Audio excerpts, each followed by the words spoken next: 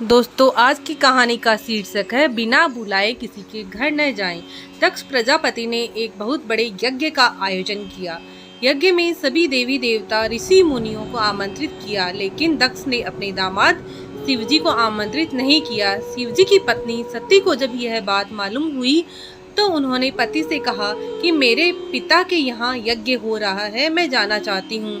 शिवजी ने कहा कि हमें यज्ञ में आमंत्रित नहीं किया गया है। सती ने तर्क देते हुए कहा, कुछ स्थानों पर हमें बिना बुलाए भी जाना चाहिए, जैसे कि माता पिता के यहाँ, गुरु के यहाँ, मित्र के यहाँ और धार्मिक कार्यक्रम में। मैं अपने पिता के यहाँ यज्ञ में जा रही हूँ, तो इसमें बुराई क्या है? शिवजी बोले, देवी, बात केवल आमंत्रण या यज्ञ की नहीं है। असल बात यह है कि हमें यज्ञ में बुलाने के पीछे दक्ष का इरादा हमें अपमानित करने का है। यदि वे मुझसे किसी बात को लेकर मतभेद रखते हैं, बिना बुलाए ऐसी जगह पर जा सकते हैं, पर जहां हमें सम्मान मिलता है वहीं, लेकिन जहां अपमान होने की संभावनाएं हैं वह हमें नहीं जाना चाहिए। शिवजी के समझाने के बाद भी सती अपने पिता के यज्ञ में पहुंच गई। आयोजन में देवी देव का अपमान हुआ, किसी ने उनसे बात नहीं की।